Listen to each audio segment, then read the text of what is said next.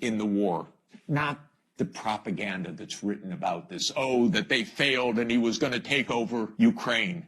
The idea was to keep NATO, and what is NATO? It's the United States, off of Russia's border.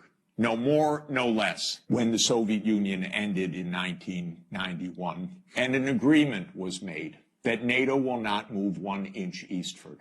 Now, what happened after 1991, the United States decided there would be no end to eastward enlargement of NATO. And the decision was taken formally in 1994. When President Clinton signed off on NATO enlargement to the east, all the way to Ukraine and into Georgia. So the NATO enlargement, as you know, started in 1999 with Hungary, Poland, and the Czech Republic. And Russia was extremely unhappy about it, but these were countries still far from the border. So the next round of NATO enlargement came in 2004. With the 3 Baltic states, Romania, Bulgaria, Slovenia, and Slovakia. At this point, Russia was pretty damn upset. So as everybody recalls, in 2007, President Putin said, stop, enough. And of course, what that meant was in 2008, the United States jammed down Europe's throat enlargement of NATO to Ukraine and to Georgia. This is right up against Russia.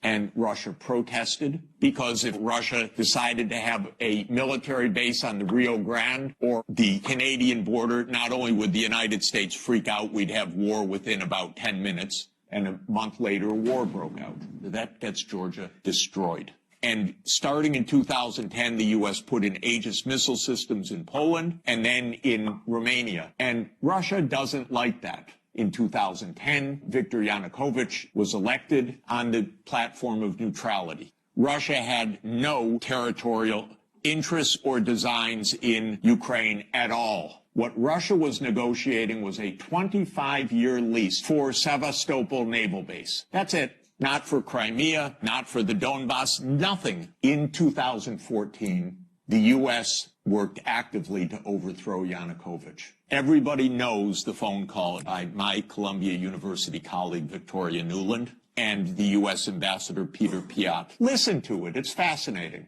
I don't think Cleach should go into the government. I don't think it's necessary. I don't think it's a good idea. I think Yats is the guy who's got the economic experience, the governing experience, and, fuck the EU. No, exactly. And I think we've got to do something to make... You don't get better evidence. Then came Minsk, and especially Minsk II. It said there should be autonomy for the Russian-speaking regions in the east of Ukraine. It was supported unanimously by the UN Security Council. The United States and Ukraine decided it was not to be enforced. There were many thousands of deaths in the shelling by Ukraine in the Donbass.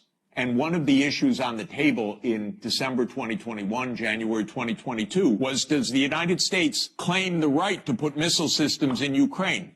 And Blinken told Lavrov in January 2022, the United States reserves the right to put missile systems wherever it wants. So the war started. What was Putin's intention in the war? It was to force Zelensky to negotiate neutrality. And that happened within 7 days of the start of the invasion. Ukraine walked away unilaterally from a near agreement. Why? Because the United States told them to. The idea was that there would be Ukraine, Romania, Bulgaria, Turkey, and Georgia that would deprive Russia of any international status by blocking the Black Sea.